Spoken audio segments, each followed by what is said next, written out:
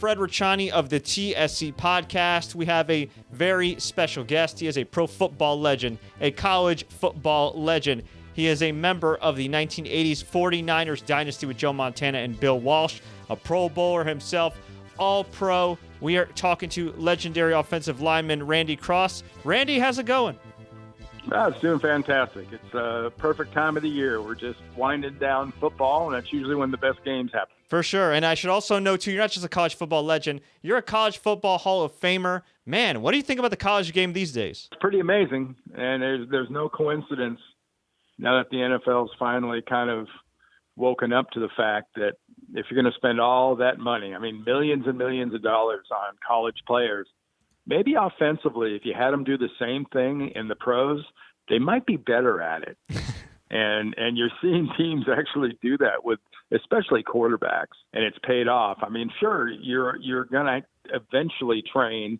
You're going to eventually learn to be an NFL quarterback, but that definition of an NFL quarterback used to be, 6'5", had the scrambling ability of a chest of drawers, and could throw the ball forever. Well, that's changed dramatically, and I think it's for the better. It seems like it's definitely for the better, especially for the fans. But conversely, do you also think that doesn't give some of the quarterbacks of the past enough credit? Because if you look at these gaudy numbers, and nothing against Drew Brees and Tom Brady and Peyton Manning, all first ballot Hall of Famers, some current great players like Pat Mahomes. We look at their numbers, and they're great. And then you look at, say, like Joe Montana, you played with, who's one of the all-time greats, and some people may say, oh, well, his numbers are kind of pedestrian, or Troy Aikman's were kind of pedestrian. But it was a hell of a lot harder to play quarterback back then. So do you think it kind of gets lost in history?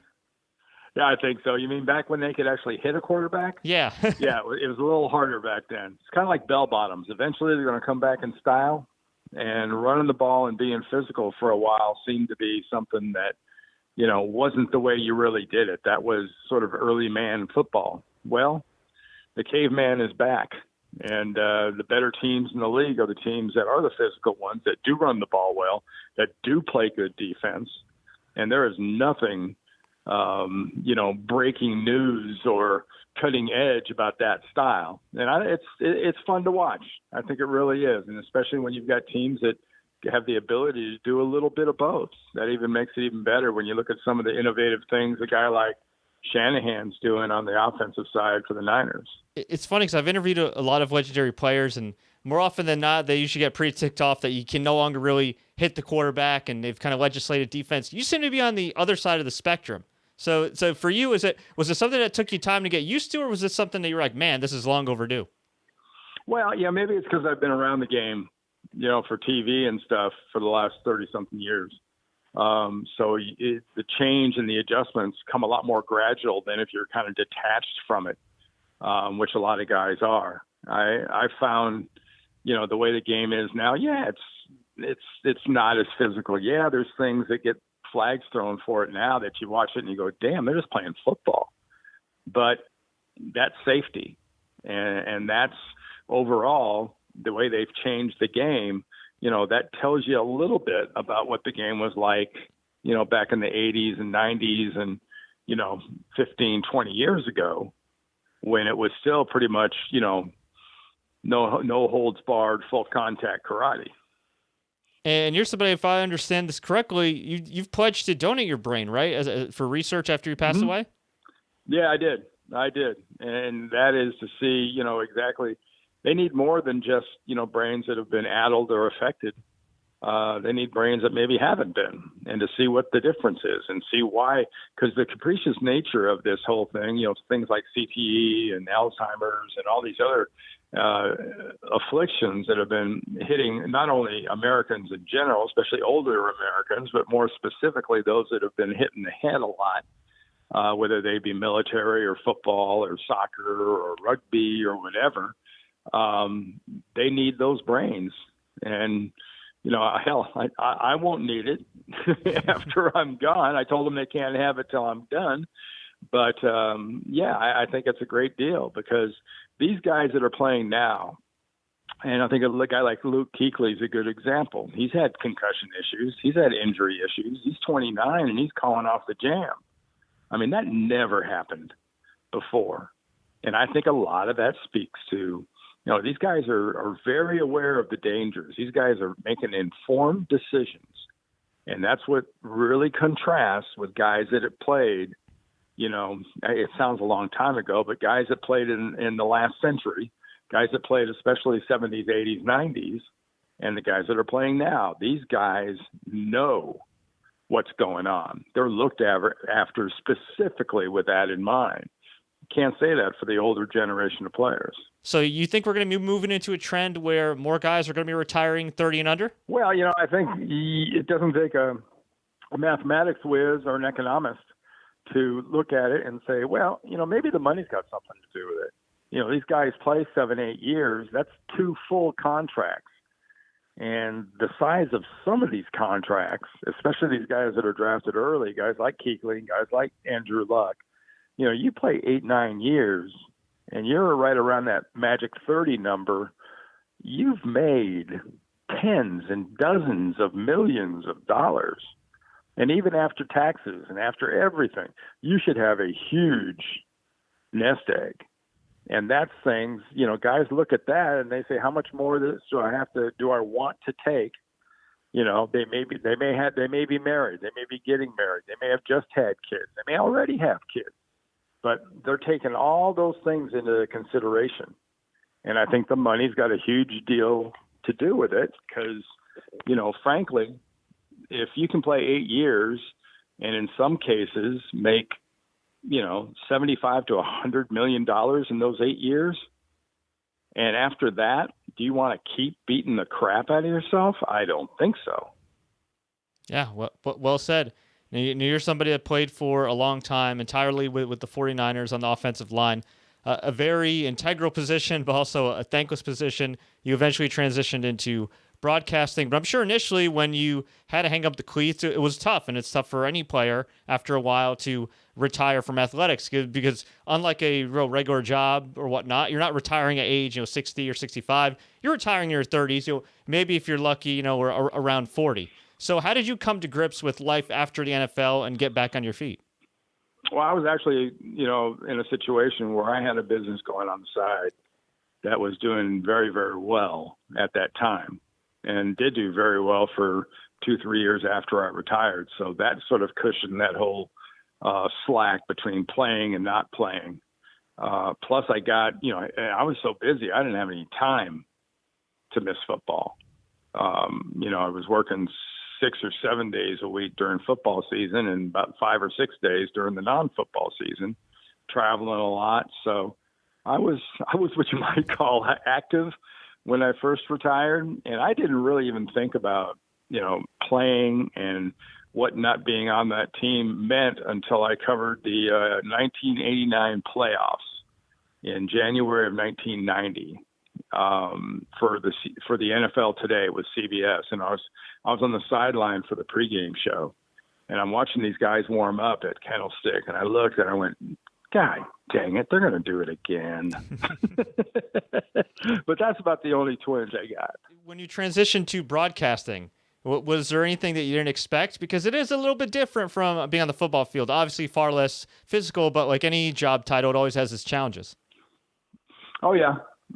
It's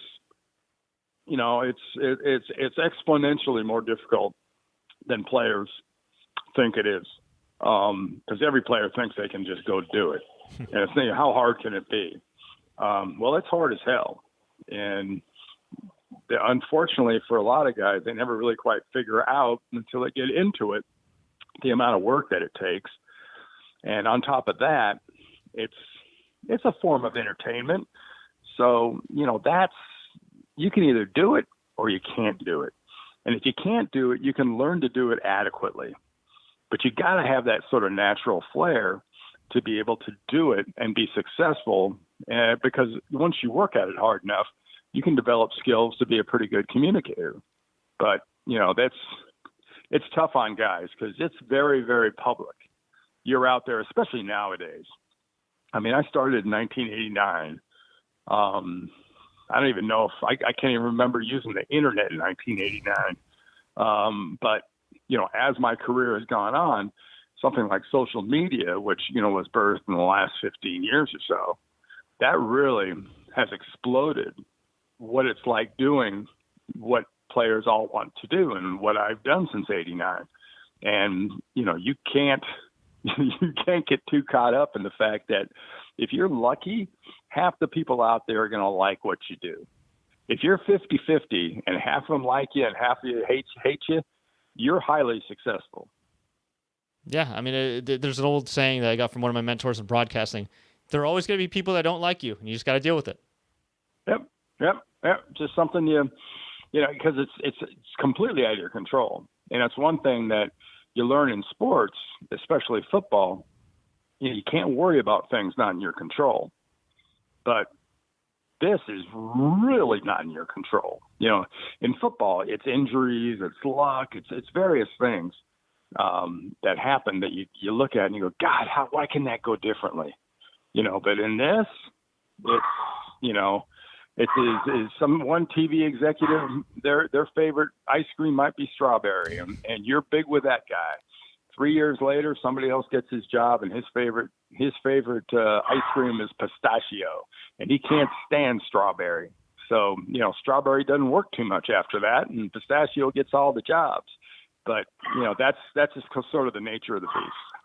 As you said, with broadcasting, part of it's being a communicator. And you also have to be a communicator when you're offensive lineman. And I think it's the most thankless position in all of football because they're not just the guys that protect the quarterback and the running back and everybody else, but they're usually the smartest guys on the field itself. Can you talk about how you had to kind of communicate and like the challenges that you faced day in and day out as a lineman that maybe some people don't say on TV? Well, it is how quickly things have to happen, and it's developing. There's not many other, definitely not many other sports, but many other things you do. I've heard analogies from guys that are in the military that, at times in tough situations, you can't communicate. You just can't. You are not going to be able to talk it through. You have to kind of trust, and you have to kind of know what the other people are going to do. And on the offensive line, it's very much like that. And when you put new people in any spot, it disrupts that. And the successful teams and the successful coaches are the ones that can, when they have those changes, minimize the problems. There's been several great offensive line coaches, in the NFL over the last 20, 30 years. And that's the one thing they really kind of have in common. Everyone could develop really good players. The talented guys, you can teach them to be great. The guys that are just kind of okay and are going to be your fill-ins, that's where the really good coaches, I think, make their money. That make that whole thing, because it's one thing to be able to speak from guy to guy. Well, how many road stadiums can you play in these days where you can talk to the guy next to you? And I'll answer my own question. Not many. Yeah. It's a very low number. So, you've got to have that confidence that you know what you're doing and you assume he's going to be doing the exact same thing. And when it's working right, it's beautiful. And when it's not a fun day. Especially for the quarterback, right? Yeah, exactly. Quarterback or running backs. But somebody's getting hit. That's for sure. Now, in your career, you played center and you played guard. What did you prefer playing? Probably guard. I always explained it that, when you play center and you're in the scrum so much and you're kind of in the jumble, people know you're there, but they can't always see you.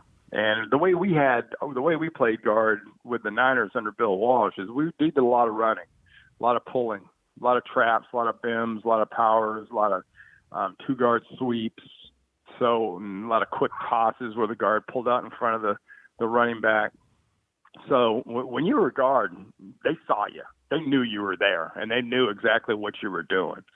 So I kind of enjoyed that. I played 13 years. I played 9.5 at guard, and I played 3.5 at center. Because at the end of my career, our regular center in '87, Fred Quillen blew his knee out. So they moved me back to center. And I played center from the middle of '87 through the Super Bowl the next year. And then when I got done playing football, I made a series of Miller Lite commercials. And when we were doing that commercial, I was looking over the guy's shoulder, and I looked at the screen, and it said Randy Cross, All-Pro Center. And I looked at the director, and I said, "Hey, not for nothing. I know this is kind of Hollywood and Tinseltown." I said, "But I was never an All-Pro Center. I was like an All-NFC maybe, but I was never an All-Pro Center." And he looks over at the advertising agency guy. He goes, "Is that true?" And he says, "Well, I guess if he says so, it's true." And the director kind of pauses, and he goes, "Okay, look, were you All-Pro?" I said, "Yeah, I was All-Pro several times." He says, "Okay, did you play center?" I said, "Yeah, I played center for 3.5 years." He goes, "Good, there you go. You're an All-Pro, you're a center. Voila." So since I retired, most people assume that's all I ever played. But let it be known you were a center and a guard, and you prefer to play guard. Absolutely. Roger Craig, not in the Hall of Fame, which I find kind of preposterous. What do you think?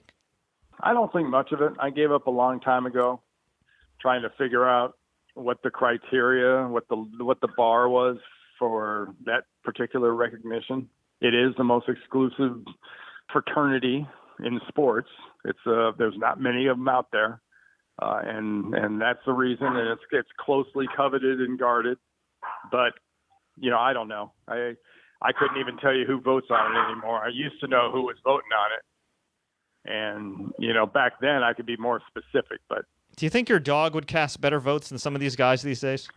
I don't think there's any doubt that my wife's rat barking in the background he'd actually be a more informed voter.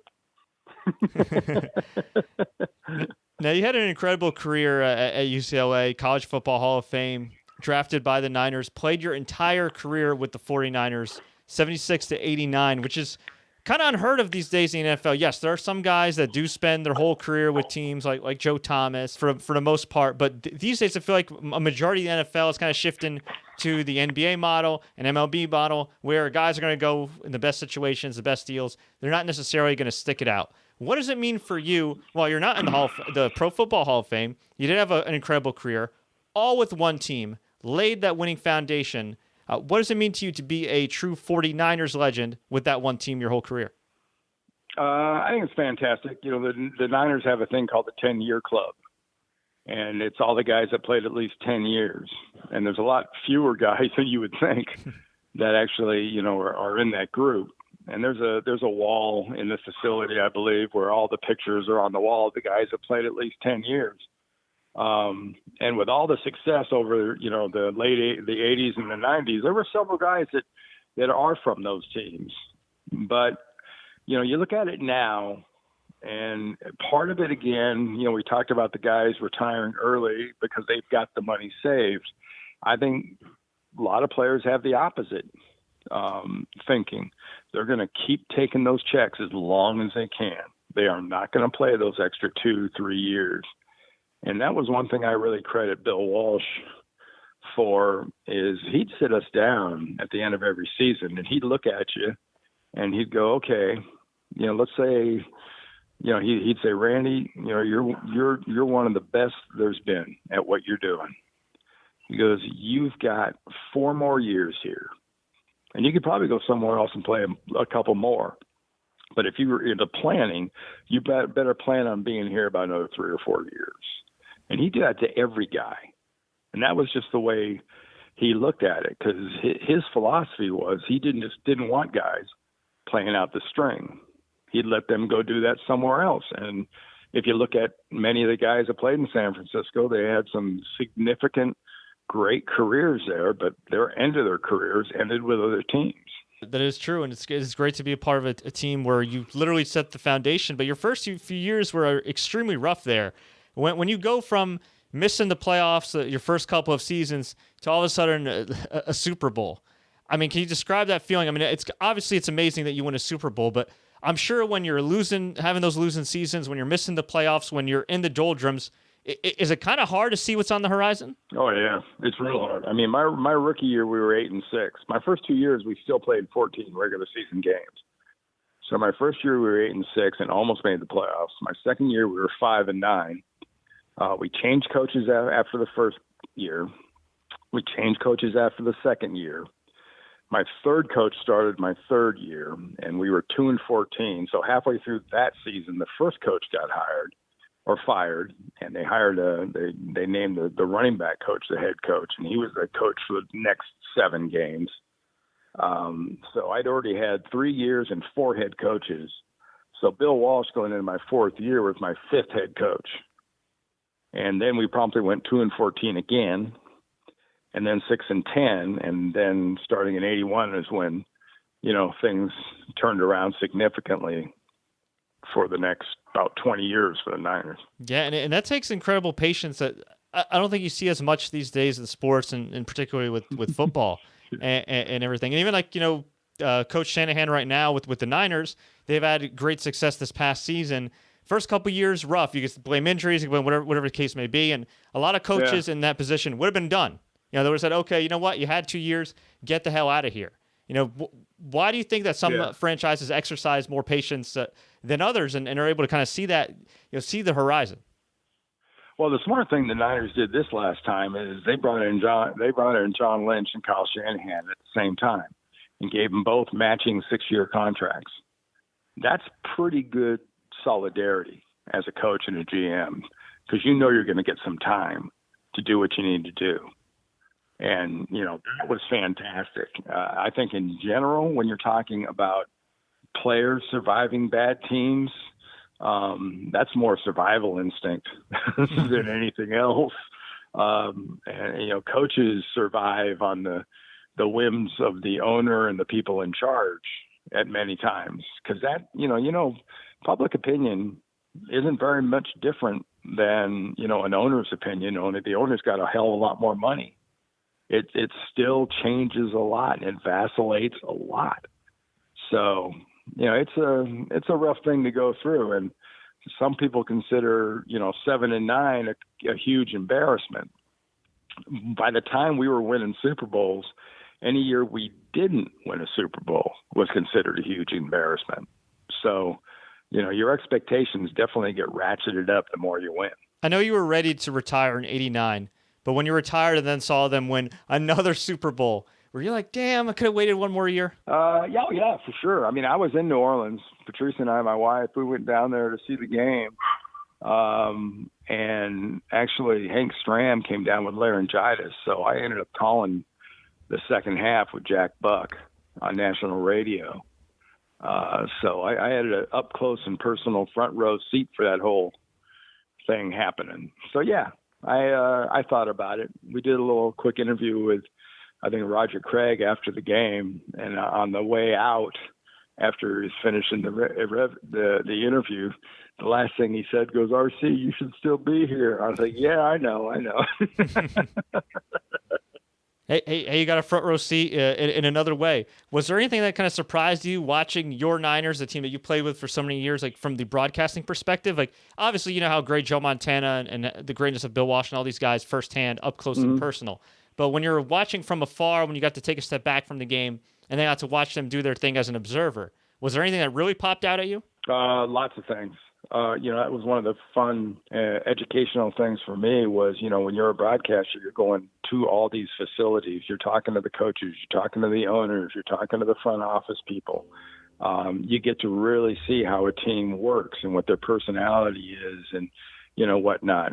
I assumed wrongly, that everyone did business like the way we did things in San Francisco. Everybody practiced the same way. Everyone was treated the same way.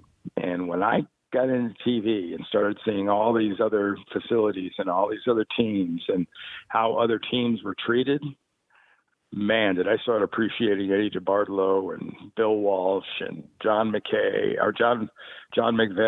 and, all the people that were running the team I played for, because they had an unfair advantage because that team was run and treated people so much differently than 90% of the other teams out there. At that time, it was a very stark contrast. We actually have some quick hits here. We like to kind of fire off some random questions, football related, life related, just to get to know you a little bit more. Is that cool? Sounds good with me. All right, here's some quick hits.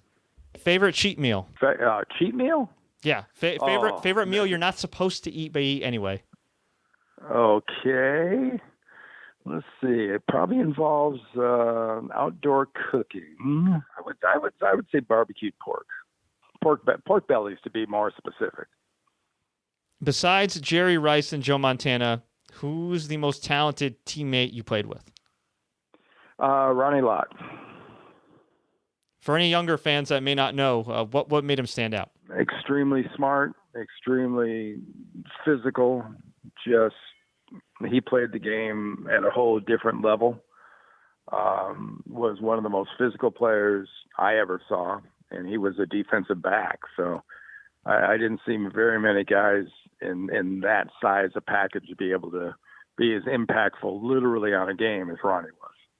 Favorite current 49er? I think Joe Staley. You know, I've got a lot in common with Joe. We both did a lot of losing before we won. Besides NFL, what other sports do you watch? I watch golf. I watch basketball. I watch baseball. That's about it. I mean, especially golf.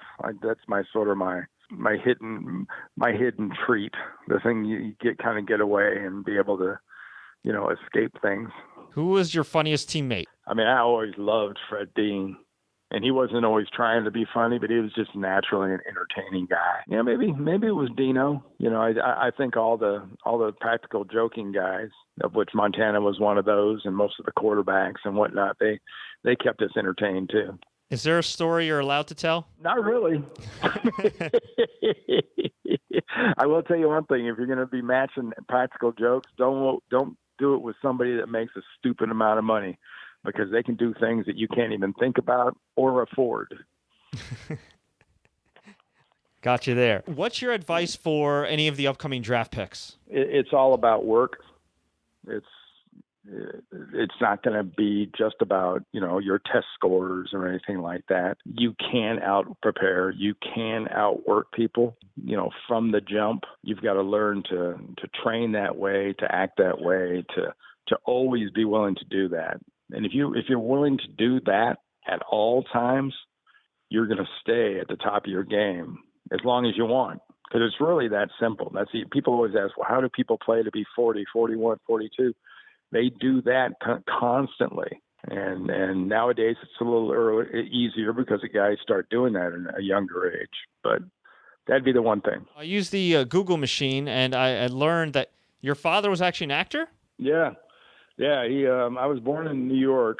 We lived in Brooklyn, and us and the Dodgers and Giants moved to the West Coast about, 4 years, when I was about 4 years old.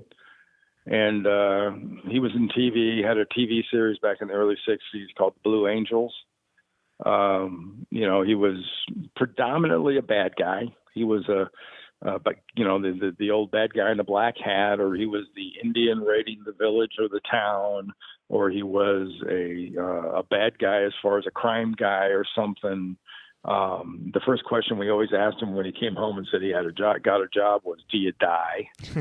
So most of the times the answer was yes, but the good roles were when he didn't die till towards the end. Did he ever say to you, "Randy, what the hell are you doing getting all physical in football? Why don't you go into show business?" No, he did not. He was a huge sports fan. So when I started being able to do that, he was a happy camper. Did you ever think about acting after football? Nah, not really. I like to think a little bit of what I do is kind of like acting, but I saw a side of that business I don't care to get too close to. Fair point. Favorite Super Bowl win? You had 3 of them. Yeah, I couldn't name one. It's kind of, I have 3 kids too, so it's like picking your favorite kid. I mean, I will say 81 was the first one. 84 was the best team I ever played on. And the 88 team was my last game. So each one has its own sort of unique place. And I would assume you'll always pick the Niners dynasty over the Patriots dynasty? Oh, of course. Of course. We never lost. And we never cheated. Also true. Also, that is true. Where can fans find you online, and where can we learn more about your podcast? Well, I think you go to randycross.com. It's also on Twitter and Facebook and iTunes and Instagram. It's several places, but Instagram, it's R Cross Podcast, and on Twitter, it's Randy Cross FB, or you just go into the old internet and type in randycross.com. You can find it there. Awesome. Easy enough. randycross.com. Randy, thanks so much for your time. It's my pleasure. Thank you.